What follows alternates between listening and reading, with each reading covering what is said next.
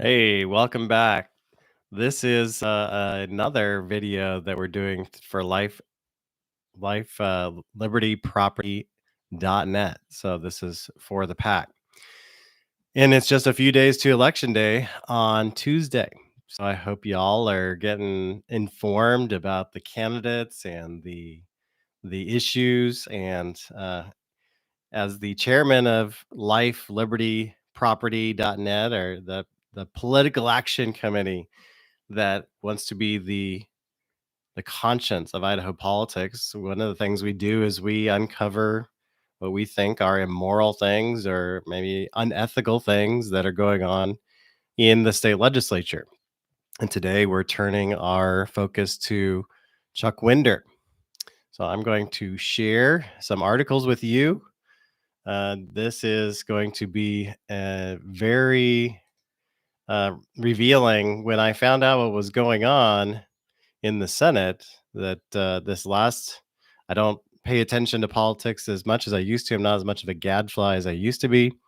And I was um, given some insider information, if you will, somebody who sits in the Senate every day and is able to observe. And um, the senator in the district there, he has in District 20, Chuck Winder has potentially been doing some very iffy things. So here we go. This is what I want to share with you.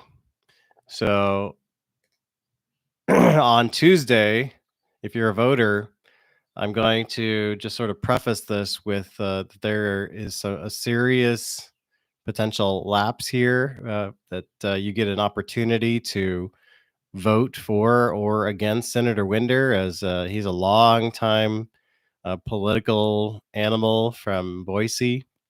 He's been involved in real estate, and he's been in the Senate as long as I've known. I've been involved in politics for 10, 15, 20 years, depending on which time frame you look at. And Winder has certainly this year shown that he is really compromising himself. We're talking specifically about the Idaho Transportation Department selling the headquarters on State Street. In this particular article here, it talks about the sale that took place not in this last session, but in the previous session. So over 2 years ago, the legislature voted to sell this property on State Street. So I used to live within blocks of there on 27th Street, and so I'm very familiar with this property. And it has an appraisal that came through, which was probably pretty low. They sold it for around a little under the appraisal, 52 million. And this is 40 acres, right? Close to downtown, right on the Boise River. Very beautiful, right on State Street. So easy to get to, easy to get around, very valuable property. And this article here, of course, there's this video here which describes everything in the article. The article says that the property's appraisal and subsequent valuation were pretty different. In fact, the current valuation is almost double what it was sold for.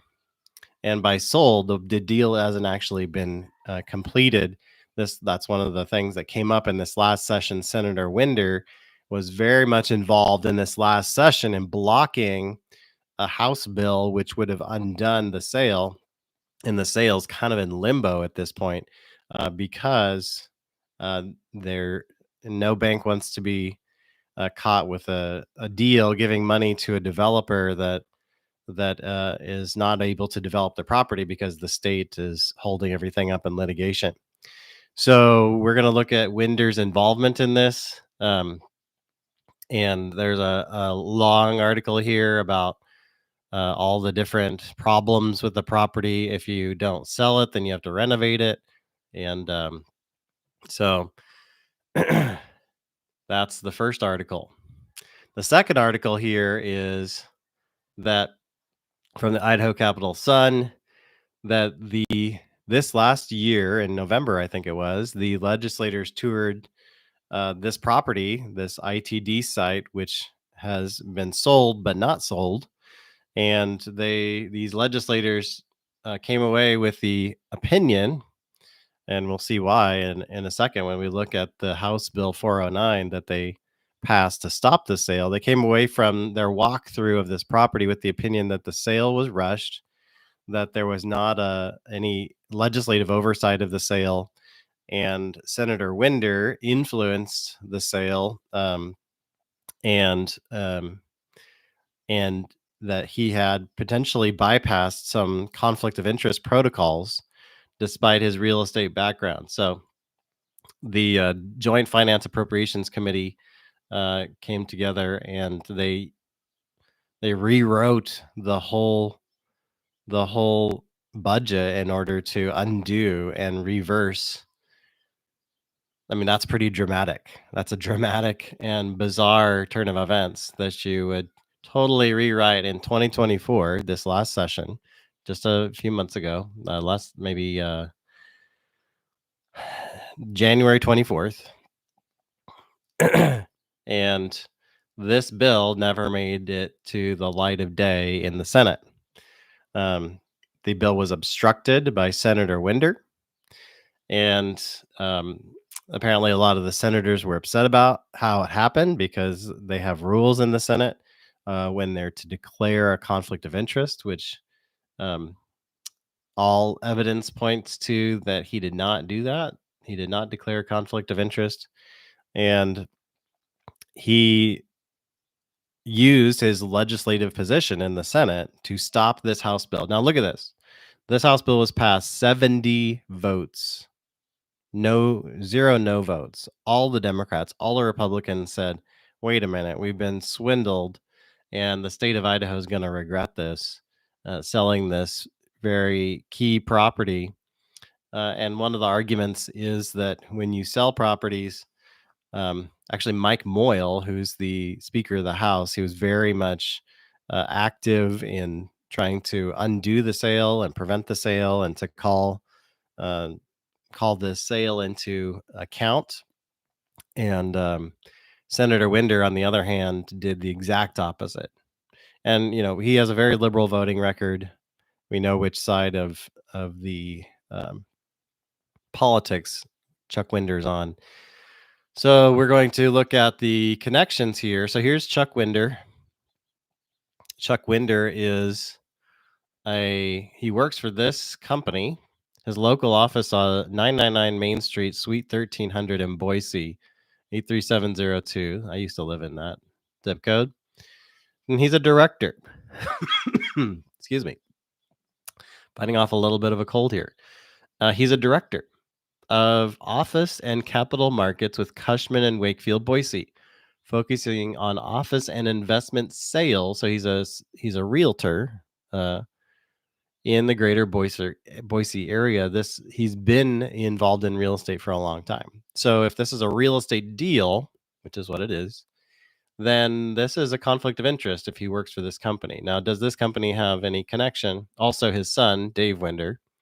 On the last page, Dave, who is his son, there's a picture of him, born and raised in the Treasure Valley, 25 years experience in commercial real estate. He's poised to take advantage of opportunities as they arise, especially if it comes to selling state properties at a great discount, 50% discount. So these are, and also one last point. If you want to find out whether these two men have any connection to each other, whether there might be some insider trading sort of going on here, they share the same office, Suite 1300.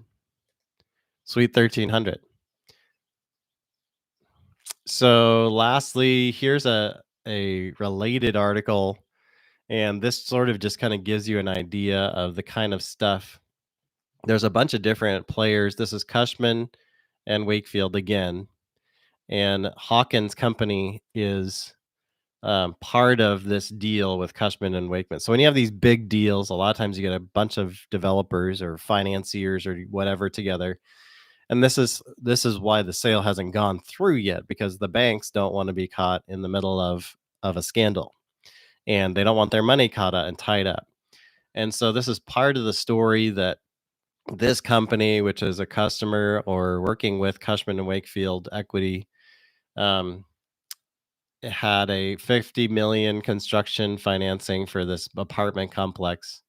And it's just the kind of thing we're talking about here, that they build these big apartment complexes, and that's the kind of thing that potentially you would see if you were to sell it to them. Now we're talking about 287 apartments. So I haven't worked the numbers, but um 287, I don't know what you could sell those for, but just do the math. If you buy the property for 50 million and um you have construction financing for 56 million, that's 100 million.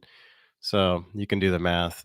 287 to 100 million, and kind of get an idea how much their gross profit would be. So finally, we have an election on Tuesday, May 21st.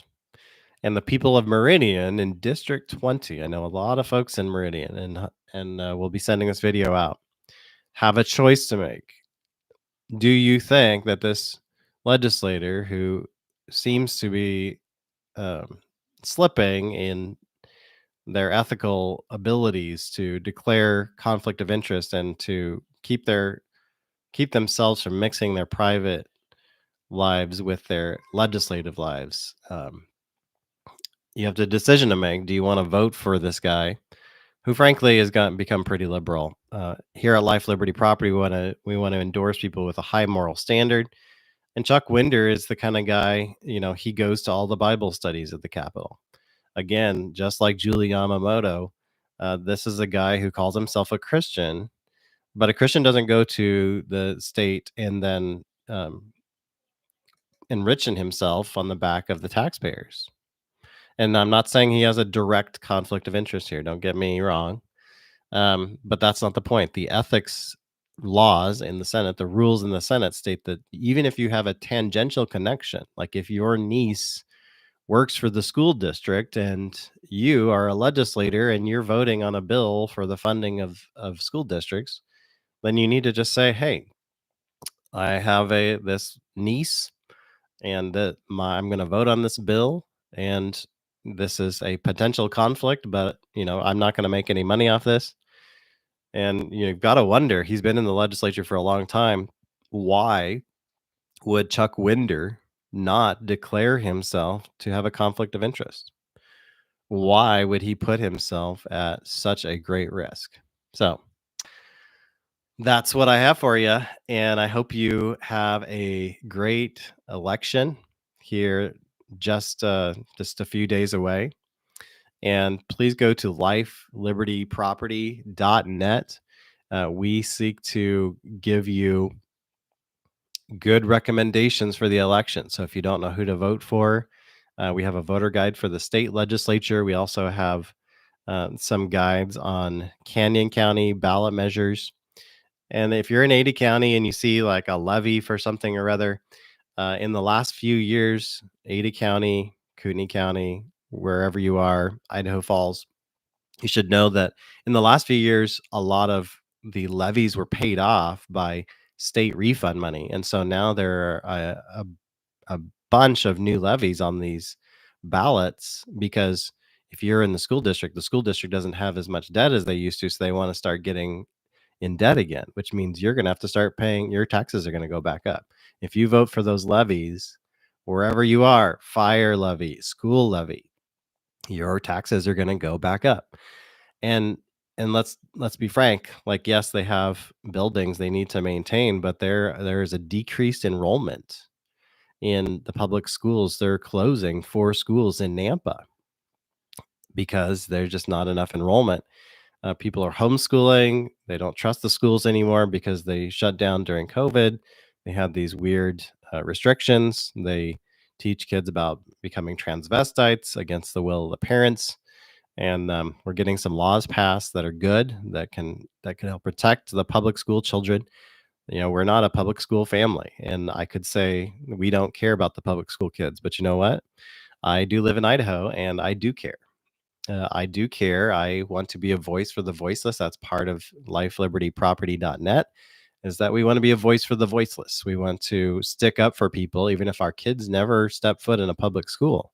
We think that it's a moral responsibility to stand up and to fight corruption in our culture. If we don't do that, voters, then we will not have a country for our children to live in.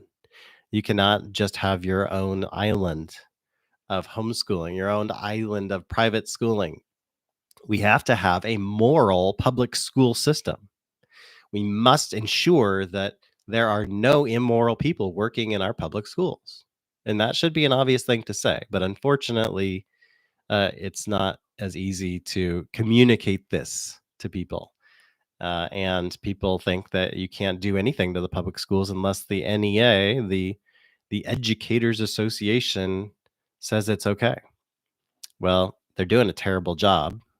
They're exposing our children to horrible things, and the public schools are suffering.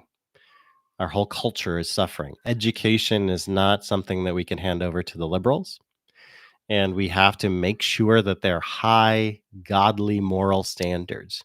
Godliness is not something for Christians, godliness is for everybody.